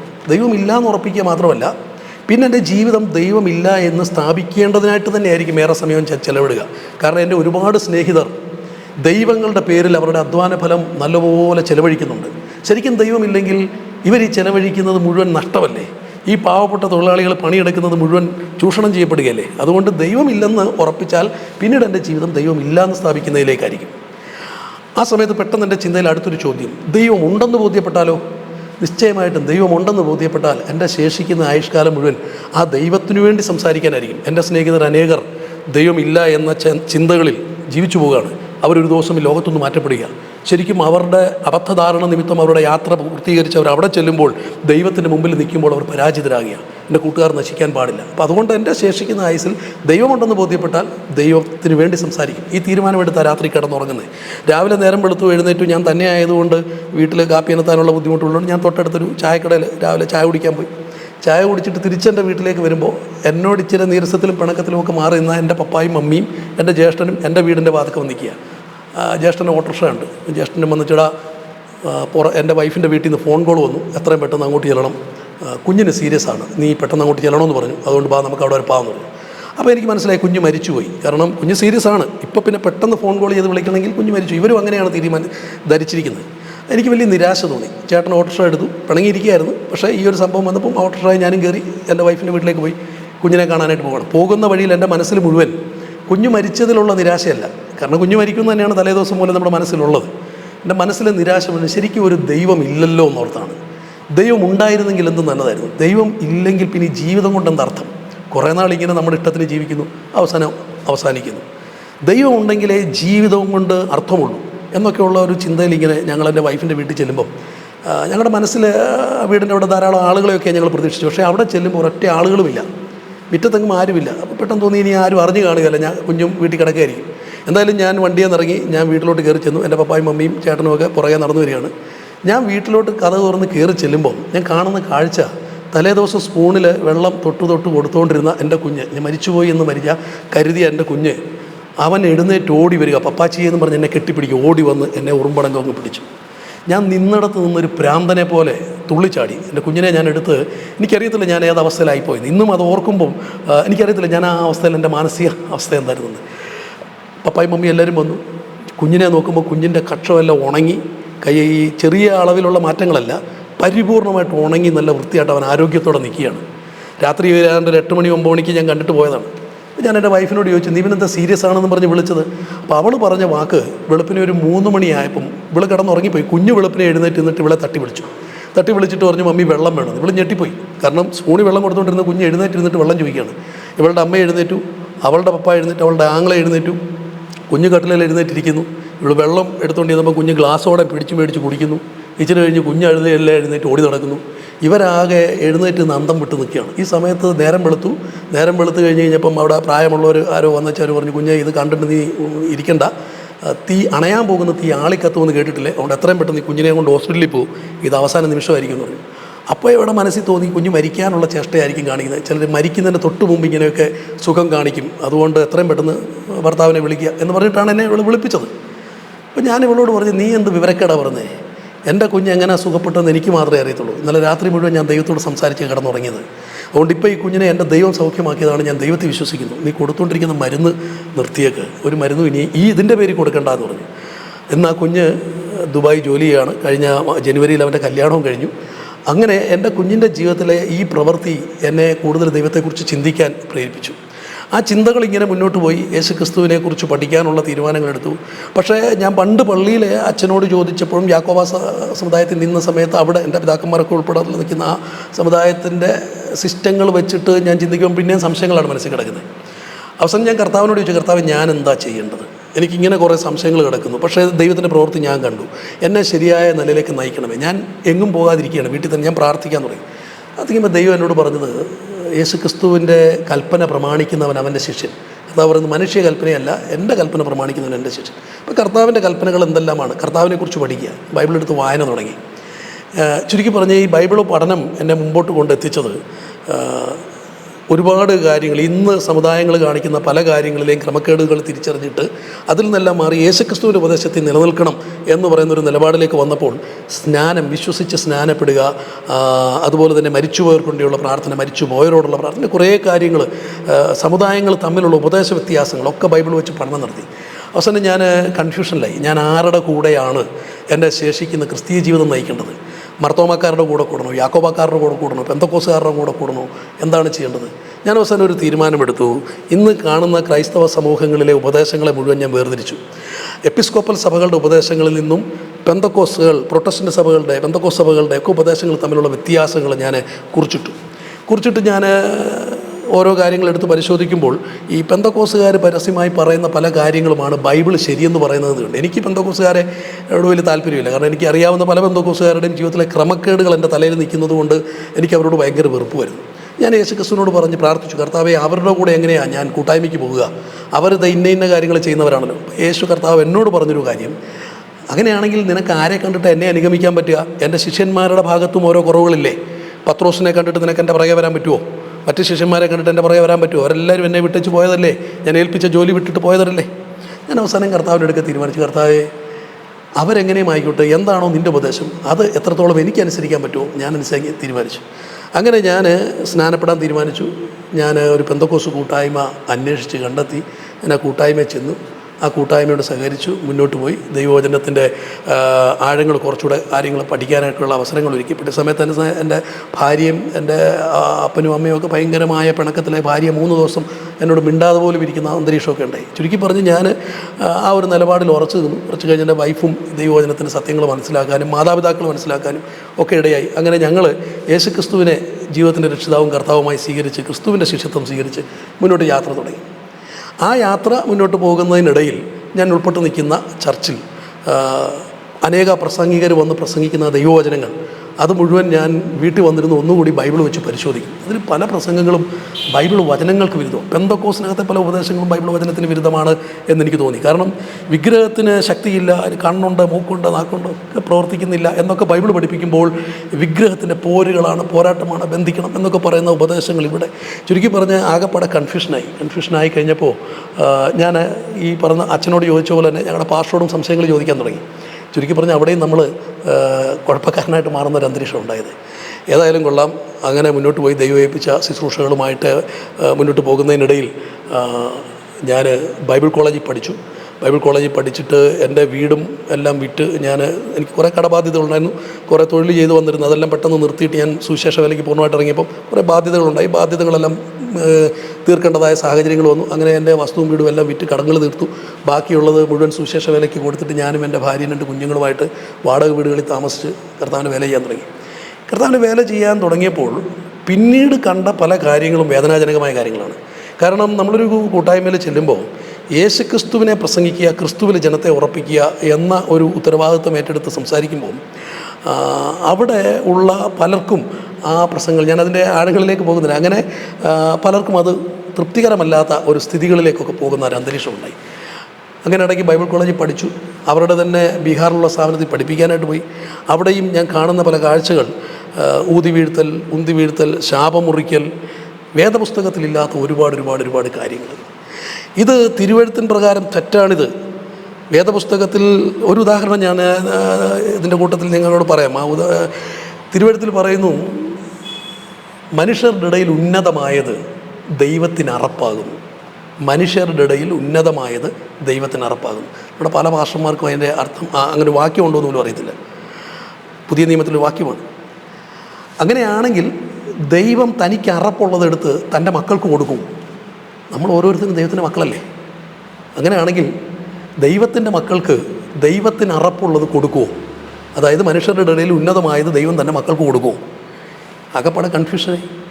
പല ആളുകൾക്കും അത് ബുദ്ധിമുട്ടായി. അപ്പോൾ ചുരുക്കി ഇങ്ങനെയുള്ള പ്രയാസങ്ങളൊക്കെ നേരിടാൻ തുടങ്ങിയപ്പോൾ ഞാൻ ഈ പൂർണ്ണസമയ സുവിശേഷ വേലയ്ക്ക് നിൽക്കുമ്പോൾ എൻ്റെ കുടുംബം പോറ്റപ്പെടണമെങ്കിൽ ഈ സഹോദരങ്ങൾ വല്ലതും തരുന്നത് കൊണ്ട് മാത്രമേ എൻ്റെ കുടുംബം പോറ്റിക്കൊണ്ട് മുന്നോട്ട് പോകാൻ പറ്റുള്ളൂ. അപ്പോൾ എന്നെ ആത്മീയരായിട്ടുള്ള നേതാക്കന്മാരായിട്ടുള്ള പല ഉപദേഷ്ടാക്കന്മാരും എന്നെ ഉപദേശിച്ചു, നീ അത്തരം വചനങ്ങളൊന്നും എടുക്കരുത്, ആർക്കും പ്രകോപനമില്ലാത്ത എല്ലാവരേക്കും തൃപ്തികരമായ നിലയിലുള്ള പ്രസംഗങ്ങൾ പ്രസംഗിക്കണം, ജനത്തിന് വേണ്ടിയത് അവർക്ക് കൊടുക്കണം, ജനത്തിന് വേണ്ടിയത് കൊടുക്കണം, അത് പ്രാപിക്കണം, അത് പ്രസംഗിക്കണം. ഞാൻ ദൈവസന്നിധി പ്രാർത്ഥിച്ചു. പക്ഷേ എനിക്ക് മനസ്സിലായത് ജനത്തിന് വേണ്ടിയത് കൊടുക്കുകയല്ല, കർത്താവ് പറഞ്ഞത് കൊടുക്കുക എന്നുള്ളതാണ് ശരി എന്നുള്ളൊരു നിലപാടിലേക്ക് പോയി. ആ നിലപാടിലേക്ക് പോയപ്പോൾ വലിയ ബുദ്ധിമുട്ടും വലിയ പട്ടിണിയും ഒക്കെ അനുഭവിക്കേണ്ടി വന്നു. വടക്കേണ്ടിയിൽ പോയി അവിടെ പഠിപ്പിക്കാൻ തുടങ്ങി. അവിടെയും ഈ തരത്തിലുള്ള ബിസിനസ്സുകൾ, ആത്മീയ ബിസിനസ്സുകൾ കണ്ടു.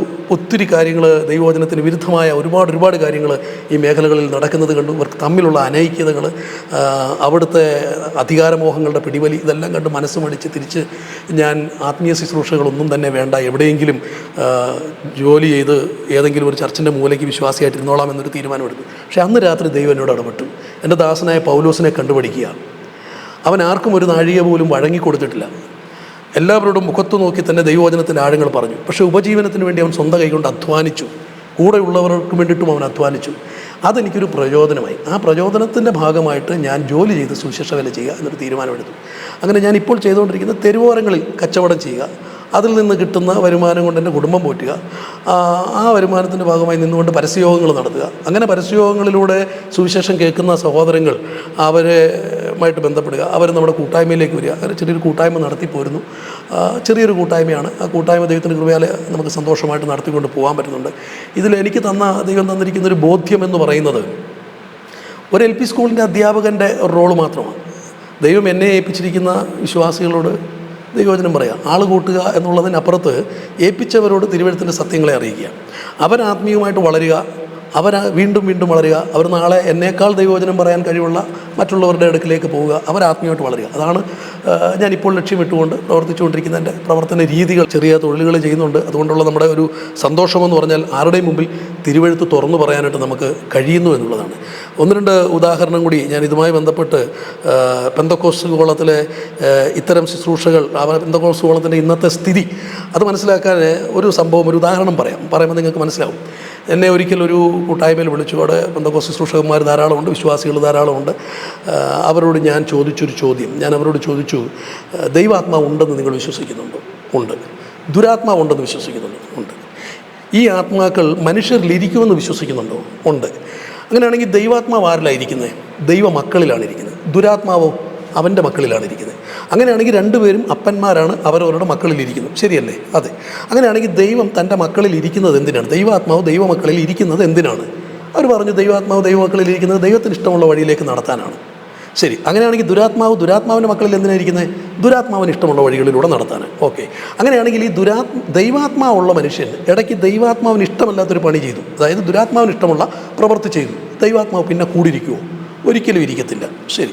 അങ്ങനെയാണെങ്കിൽ ദുരാത്മാവുള്ള മനുഷ്യൻ ദുരാത്മാവിന് ഇഷ്ടമല്ലാത്തൊരു കാര്യം ചെയ്താൽ ദുരാത്മാവ് അവനെ വിട്ടേച്ചു പോകുമോ? ഇല്ല, ദുരാത്മാവ് വിട്ടിട്ട് പോകത്തില്ല. അങ്ങനെയാണെങ്കിൽ മക്കളോട് വിശ്വസ്തനാരാ? ദുരാത്മാവോ ദൈവാത്മാവോ? ആ ചോദ്യത്തിന് മുമ്പിൽ സഹോദരങ്ങൾ പതറിപ്പോയി. ഓൾമോസ്റ്റ് ഇന്ന് പെന്തക്കോസ്ത് സഭകളുടെ സ്ഥിതി ഇതാണ്. വിശ്വാസികളോട് നമ്മൾ ഈ കാര്യങ്ങൾ ചോദിച്ചു കഴിഞ്ഞാൽ മിക്കവാറും കിട്ടുന്ന മറുപടികൾ ഇതാണ്. ഒരു കൺഫ്യൂഷനായി. ഞാൻ പറഞ്ഞു, നിങ്ങൾ തന്നെയാണ് പറയുന്നത്, ദൈവാത്മാവുള്ളവൻ ദൈവത്തിന് ഇഷ്ടമല്ലാത്ത വഴിയിലേക്ക് നീങ്ങിയാൽ ദൈവം അവനെ വിട്ടുപോകും. ദുരാത്മാവുള്ളവനോ അവൻ ദുരാത്മാവിന് ഇഷ്ടമല്ലാത്ത വഴിയെ പോയാലും ദുരാത്മാവനെ വിട്ടേച്ച് പോകില്ല. അങ്ങനെയാണെങ്കിൽ ഒരു അപ്പൻ എന്ന നിലയിൽ മക്കളോട് വിശ്വസ്തൻ ദുരാത്മാവാണെന്നല്ലേ നിങ്ങൾ പറഞ്ഞു വയ്ക്കുന്നത്? വേദപുസ്തകം പറയുന്നത് ദൈവമോ വിശ്വസ്തൻ എന്നാണ് പറയുന്നത്. നിങ്ങൾ ദുരാത്മാവിനോടൊന്ന് എതിർത്തു നോക്കാവും, നിങ്ങളെ വിട്ട് ഓടിപ്പോകും. ഇങ്ങനെയല്ലേ ബൈബിൾ പഠിപ്പിക്കുന്നത്? ഞാൻ വീണ്ടും ഇവരോട് ചോദിച്ചു, ശരി, നിങ്ങൾ പറഞ്ഞ സ്റ്റേറ്റ്മെൻറ്റ് അനുസരിച്ച് ദൈവാത്മാവിനെ പ്രാപിച്ച എത്ര പേരുണ്ട്? എല്ലാവരും അഭിഷിക്തരാണ്, എല്ലാവരും കൈപോക്കി. ഞാൻ അവരോട് ചോദിച്ചു, അങ്ങനെയാണെങ്കിൽ ദൈവാത്മാവിനെ പ്രാപിച്ചതിന് ശേഷം ഇന്ന് വരെ ദൈവത്തിന് ഇഷ്ടമല്ലാത്തൊരു കാര്യവും ഞാൻ ചെയ്തിട്ടില്ല എന്ന് പറയാൻ കഴിയുന്നവരുണ്ടോ നിങ്ങളുടെ കൂട്ടത്തിൽ? അതില്ല. ദൈവത്തിന് ഇഷ്ടമല്ലാത്ത കാര്യങ്ങളൊക്കെ ഞങ്ങളുടെ ജീവിതത്തിൽ വന്നിട്ടുണ്ട്. അങ്ങനെയാണെങ്കിൽ നിങ്ങൾ മുമ്പേ പറഞ്ഞനുസരിച്ച് നിങ്ങളുടെ ഉള്ളത്തിൽ ദൈവാത്മാവ് കാണണമെന്നില്ലല്ലോ. അവർ മൗനമായി.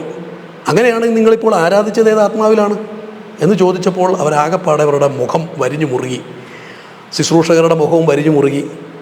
ഞാൻ അവരോട് പറഞ്ഞു, ഇതൊക്കെ നിങ്ങളോട് ഞാൻ ചോദിക്കുന്നു, നിങ്ങൾ നിങ്ങളുടെ അറിവും ബോധ്യങ്ങളും പറയുന്നു. വർഷങ്ങളായി പെന്തക്കോസ്ത് കൂട്ടായ്മകളിൽ നിന്ന് പ്രഗത്ഭന്മാരായ ശുശ്രൂഷകന്മാരുടെ, വലിയ വലിയ തിയോളജിയന്മാരുടെ ശുശ്രൂഷകൾ അനുഭവിച്ച് വളർന്ന സഹോദരങ്ങളും ആ തിയോളജിയന്മാരും ഇരിക്കുന്ന വേദിയിലാണ് ഞാൻ ചോദിക്കുന്നത്. പക്ഷേ അവരുടെ മറുപടി ഇതാണ്. ഞാൻ അവരോട് പറഞ്ഞു, അങ്ങനെയാണെങ്കിൽ ഞാൻ മനസ്സിലാക്കിയ യേശുക്രിസ്തുവിനെ ഞാൻ നിങ്ങൾക്ക് പറഞ്ഞുതരാം. എൻ്റെ കർത്താവിനോട് ഞാൻ ചോദിക്കുകയാണ്, കർത്താവേ, നിൻ്റെ മക്കൾ നിനക്ക് ഇഷ്ടമല്ലാത്തൊരു വഴിയിലേക്ക് തിരിഞ്ഞാൽ എന്തായിരിക്കും നിൻ്റെ നിലപാട്? യേശു കർത്താവ് എന്നോട് പറഞ്ഞ മറുപടി, മോനെ, 100 മക്കളുണ്ടെന്നിരിക്കട്ടെ, അതിലൊരാൾ എനിക്കിഷ്ടമല്ലാത്ത വഴിയിലേക്ക് പോയാൽ ഞാൻ 99 പേരെ അവിടെ നിർത്തിയിട്ട് ആ ഇഷ്ടമല്ലാത്ത എന്നെ വിട്ടുപോയ ആളിൻ്റെ പുറകെ ഞാൻ പോകും. അതാണ് എൻ്റെ നിലപാട്. അതിന് നിനക്ക് തെളിവ് തിരുവെഴുത്തിൽ ഞാൻ തരാം. ഏതാ? കൊരിന്ത്യ ലേഖനത്തിൽ പറയുന്നു, അപ്പൻ്റെ ഭാര്യയെ വെച്ചുകൊണ്ടിരിക്കുന്ന ജാതികളിൽ പോലും കേട്ടിട്ടില്ലാത്ത ക്രമക്കേടുള്ളവൻ നിങ്ങളുടെ ഇടയിലുണ്ട്. ആ വിഷയത്തിൽ പറയുന്നത് എന്താണ്? ആ വിഷയത്തിൽ പറയുന്നത് അവൻ്റെ ആത്മാവ് കർത്താവിൻ്റെ നാളിൽ രക്ഷിക്കപ്പെടേണ്ടതിന് ജഡസംഹാരത്തിന് സാത്താനെ ഏൽപ്പിക്കുക. അപ്പോൾ ഇതുവരെ സാത്താനെ ഏൽപ്പിച്ചിട്ടില്ല, ഇനി ഏൽപ്പിക്കാൻ പോവുക. എന്തിനാണ് ഏൽപ്പിക്കുന്നത്? അവൻ്റെ ആത്മാവ് കർത്താവിൻ്റെ നാളിൽ രക്ഷിക്കപ്പെടണം. അവനെ കളയുകയല്ല, അവൻ്റെ ആത്മാവ് കർത്താവിൻ്റെ നാളിൽ രക്ഷിക്കപ്പെടേണ്ടതിന് ജഡസംഹാരത്തിന് സാത്താനെ ഏൽപ്പിക്കുക. അങ്ങനെ സാത്താനെ ഏൽപ്പിച്ചിട്ടുള്ള പല ശുശ്രൂഷകരും തിരുവെഴുത്തിൽ നമുക്ക് കാണാൻ പറ്റും.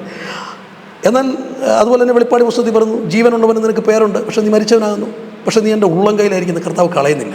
അതാണ് കർത്താവിൻ്റെ സ്നേഹവും കരുതലും. ഞാൻ യേശുക്രിസ്തുവിനെ പരിചയപ്പെടുമ്പോൾ എനിക്ക് കിട്ടിയിരിക്കുന്ന ധൈര്യം ഇതാണ്. എൻ്റെ ജീവിതത്തിൽ കുറവുകൾ വരാം, പക്ഷേ എൻ്റെ അപ്പൻ ഒരിക്കലും എന്നെ കളയില്ല. ബാലശിക്ഷയുണ്ട്, ഉപദേശമുണ്ട്, ഗുണീകരണമുണ്ട്, ശാസനമുണ്ട്. ഇതെല്ലാം ചെയ്തിട്ടും ഈ സ്നേഹവും പരിപാലനവും മനസ്സിലാക്കിയിട്ട് ഞാൻ മനഃപൂർവ്വം എനിക്ക് യേശുവിനെ വേണ്ട എന്ന് പറഞ്ഞ് ഞാൻ പിന്മാറിയെങ്കിൽ മാത്രമേ എന്നെ നാശത്തിലേക്ക് പോകുന്നുള്ളൂ. കാരണം ഇബ്രാഹിം ലേഖനത്തിൽ പറയുന്നു, മനഃപൂർവ്വം പിന്മാറിപ്പോയാൽ പിന്നെ ചുട്ടുകളയുകയുള്ളൂ അന്ത്യം. എന്നാൽ ജഡത്തിൻ്റെ ബലഹീനത നിമിത്തം നമ്മുടെ ജീവിതത്തിൽ കുറവുകൾ, കുറ്റങ്ങൾ വരികയും എന്നാൽ നാം കർത്താവിനെ സ്നേഹിക്കുകയും ചെയ്യുന്നെങ്കിൽ, കർത്താവിൽ തന്നെ നിൽക്കാൻ ആഗ്രഹിക്കുകയും ചെയ്യുന്നുവെങ്കിൽ കർത്താവ് ഒരിക്കലും നമ്മളെ തള്ളിക്കളയുന്നില്ല എന്ന് തിരുവെഴുത്ത് പറയുന്നത്. പക്ഷേ ഇവിടുത്തെ പഠനത്തിൻ്റെ അടിസ്ഥാനത്തിൽ ഒരു വിശ്വാസമില്ല. ഞാൻ ഒറ്റ വാക്കോടെ പറഞ്ഞ് എൻ്റെ വാക്കുകൾ നിർത്താം. ഈ 3 വിഭാഗം ആളുകളുണ്ട്. വിശ്വാസികളുണ്ട്, അവിശ്വാസികളുണ്ട്, അന്ധവിശ്വാസികളുണ്ട്. പെന്തക്കോസ്ത് കൂട്ടായ്മകളിലോ അല്ലെങ്കിൽ എപ്പിസ്കോപ്പൽ സഭകളിലെ ദേവാലയങ്ങളിലോ അവിശ്വാസികളെ കാണത്തില്ല, നിരീശ്വരവാദികളെ കാണത്തില്ല. ദൈവത്തിൽ വിശ്വാസമില്ലാത്തവരവിടെ എങ്ങുമില്ല. ഒന്നുകിൽ അവിടെ വിശ്വാസി കാണണം, അല്ലെങ്കിൽ പിന്നുള്ളത് അന്ധവിശ്വാസിയാണ്. പക്ഷെ ഞാൻ പോകുന്ന മിക്കയിടത്തും കാണുന്നത് വിശ്വാസികളെയല്ല, അന്ധവിശ്വാസികളെയാണ്. ജനത്തിൻ്റെ അന്ധവിശ്വാസത്തെ ചൂഷണം ചെയ്തുകൊണ്ട് അവരെ മുന്നോട്ട് നയിക്കുന്ന ഒരു വലിയ വിഭാഗത്തെയാണ് പലപ്പോഴും കാണാൻ പറ്റുന്നത്. അതിനെതിരെ തിരുവെഴുത്തിലെ സത്യങ്ങളെ ചൂണ്ടിക്കാണിക്കുമ്പോൾ അവരുടെ മുമ്പിൽ ഒറ്റപ്പെടുന്നൊരു സാഹചര്യം വരും. ആ ഒറ്റപ്പെടുന്ന സാഹചര്യത്തിൽ ഞാനെടുത്ത നിലപാട് ജോലി ചെയ്ത് സുവിശേഷ വേല ചെയ്യുക എന്നുള്ളതാണ്. അത് ദൈവം ഇന്നും നടത്തിക്കൊണ്ടിരിക്കുന്നു. അതുകൊണ്ട് തന്നെ ആരുടെയും മുമ്പിൽ കർത്താവിനെക്കുറിച്ച് സംസാരിക്കാൻ ദൈവം എന്നെ നിർത്തുന്നു. അതിൽ ഞാൻ ദൈവകൃപയിൽ സന്തോഷിക്കുകയാണ്. നിങ്ങളുടെ പ്രാർത്ഥനയും ഞാൻ ചോദിച്ചുകൊണ്ട് എൻ്റെ വാക്കുകൾ അവസാനിപ്പിക്കുന്ന ദൈവം എല്ലാവരെയും അനുഗ്രഹിക്കട്ടെ.